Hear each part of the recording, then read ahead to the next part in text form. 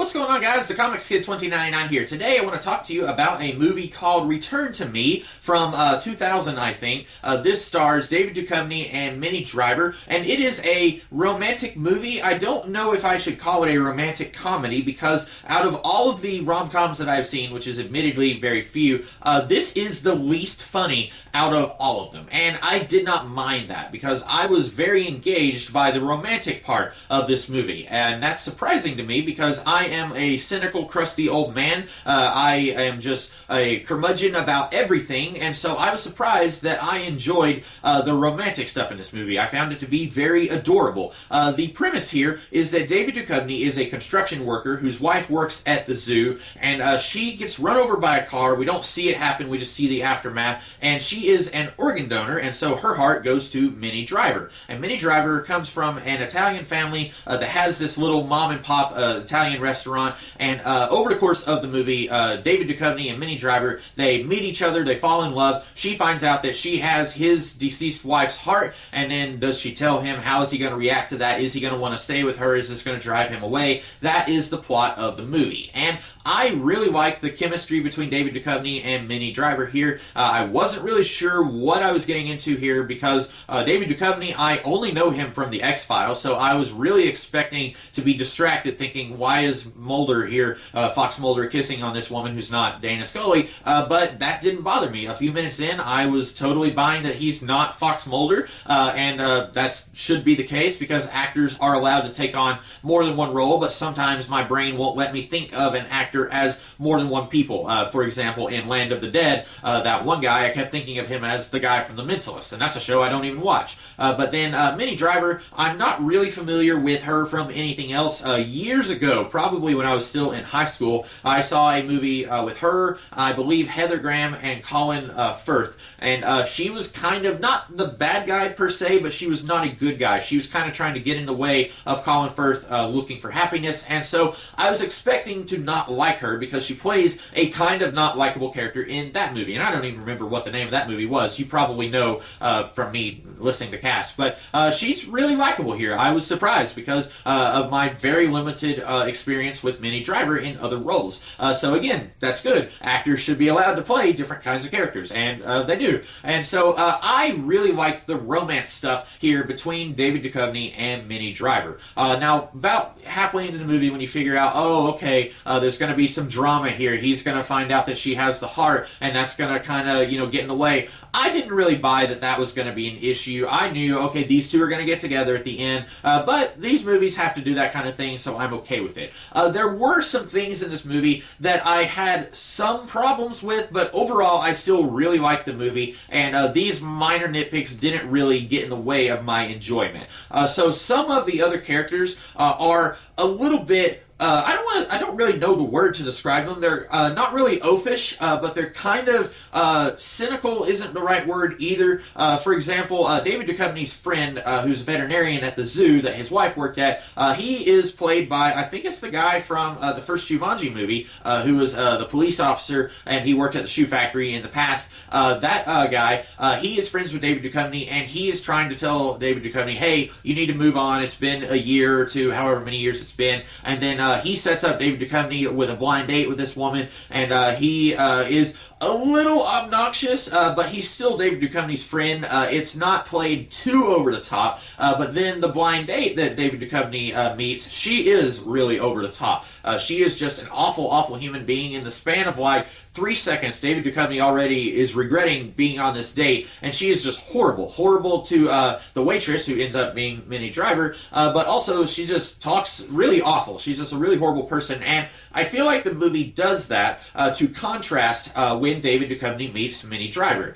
He meets this woman who's just the worst person that he's ever met, and then he meets Minnie Driver, who is the love of his life, or will be the love of his life. And that way it kind of contrasts it. If this other woman has any redeeming qualities at all, then audiences might be tempted to ask, why is he leaving her to be with this other woman who he just met? And I can kind of see why they do that. I wish that they didn't do that. I wish that this woman wasn't cartoonishly evil, talking about, they should fire her because she said this one thing. I wish that she was someone that is not a horrible person, but David Duchovny is on this date and it's just not clicking with him. That kind of thing happens. People go on dates, and for no good reason that you can put into words, they just say, it didn't work out, he wasn't my type, this just wasn't clicking, it just wasn't there. I wish they had done something like that, where David Duchovny realizes, on paper, this woman might have been a good match, but she's just not working out for me. I can't go through with this. I'm sorry, this is not going to happen. And then he gets with Minnie Driver, and maybe he would say, on paper, this is something that shouldn't work out. She's nothing like all the previous people that I dated and my wife, but I love her.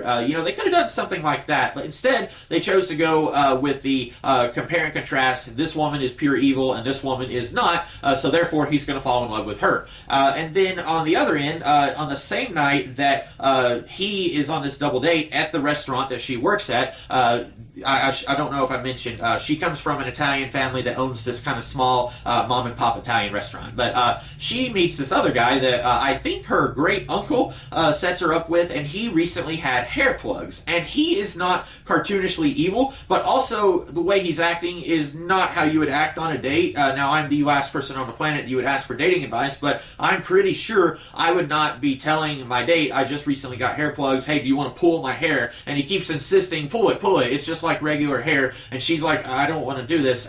So she's kind of weirded out by her date. Mulder is kind of, I don't want to be on this date with his lady, and then they end up, he accidentally leaves his cell phone at the restaurant, and so then later he goes back to the restaurant, and he kind of dresses up because he hopes to meet her. By that point, he's already interested in her, even though he doesn't really know her. And any other movie, if this was a action-adventure film that had a little bit of romance thrown in on the side, I would probably be questioning how fast these two fall in love with each other. A good point of that would be the Man of Steel movie, where at the end of the movie, Lois Lane and Superman are kissing on each other, and I said, I don't know, these two haven't really spent that much time with each other. I don't buy that these two are already in love to the point where they're willing to be kissing who is basically a total stranger, but that's because this movie is not balancing something else in addition to the romance part. It's just a romance movie. It's not a sci-fi movie with romance, or an adventure film with romance, or a superhero film with romance. It's just the romance. And so it does a really good job of handling that, much more so. Sorry, wow. It's okay, guys, I'm quarantining myself. It does a much better job of handling the romance stuff than some of those other movies that might do that. But he goes back to the restaurant, and then he meets some of her family. She was raised by her grandpa and some of his friends. It's kind of a, all of them kind of helped raise her. Her dad walked out on her after her mom died, and so one of them is played by Jonathan Kent from Lois and Clark, and then the other one is Archie Bunker, which I've never watched that show, but I actually had to look him up on Internet Movie Database and be like, oh, okay, it's Archie Bunker. Yeah, I kind of recognize him now. But anyway, when Mulder goes to the restaurant, he says, hey, I left my cell phone, and then Archie Bunker immediately is like, oh, here's a kind of hot guy. I'm going to set him up with Minnie Driver here, my granddaughter. Like, no hesitation. He's like, yeah, I'm going to try and set these two up, even though, for all he knows, these two have met each other, and they don't really like each other. But then he says, like, oh, are you married? And he says, not really, or kind of, sort of, something like that. And then Mulder explains that his wife died, and as soon as he says that, he brings Mulder over to his group of friends and says, guys, his wife died. And they're all like, hey, nice to meet you, yeah! And I thought that was really funny. That was like one of the only moments in the movie that I actually laughed at. But like I said, this movie is kind of light on the comedy. That moment was pretty funny, I thought, but other people might think that's a little like, don't be, happy that his wife died. I thought it was funny. But the humor here is kind of a naturalistic humor where, like, you're with your friend and your friend does something and, like, haha, but it's not really funny. That's kind of the feeling that I got here. Like, there's one point where Minnie Driver is talking to her best friend, who is also from the first Jumanji movie. She is Alan Parrish's love interest from the present day. I don't remember that actress's name, but she is married to Jim Belushi. And I didn't really think Jim Belushi was that funny here. A lot of the humor comes from him. There's one point where these two are talking with each other, and then Jim Belushi comes in and takes off his shirt, and then the ladies are like laughing. They're kind of trying to hold in their laughter, and then he does something like a sexy dance, and of course it's Jim Belushi, so he's not really the sexy ideal bod, and I just didn't think any of that was very funny. There's a lot of stuff in this movie where it's like, I get that they're trying to be funny, and I don't know if they're going for a subdued humor or if they are actually trying to be funny. And if they're trying to be funny, I'm sorry you didn't really pull it off. But if you're just going for a kind of funny, then I guess they pulled it off. There's one point where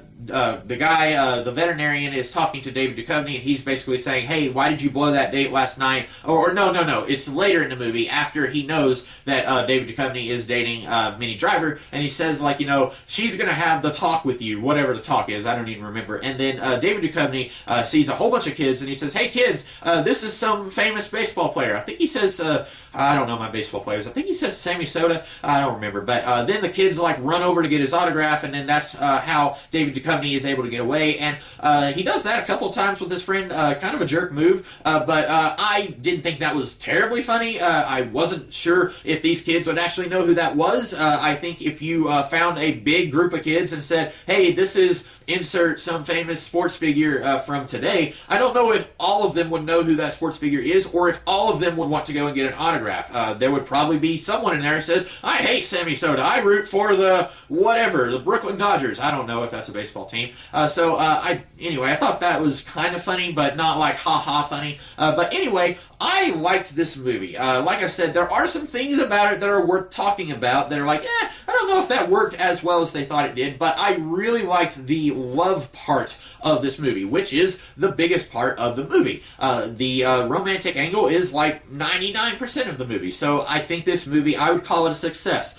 So if it's still on YouTube for free, I don't know if it is. I don't know what YouTube does if they remove movies after a certain time, but if it's still on YouTube for free, watch it if you like romantic comedies. I don't know why I just watch it. I don't know why I did that. But anyway, give this movie a shot if you can. I enjoyed it. This is one of my favorite rom-coms, or really more of a rom, not so much a com. But one of my favorite. I really, really liked it. So with that being said, I am the Comics Kid 2099, and I will see you guys in the future with another video. Have a good one.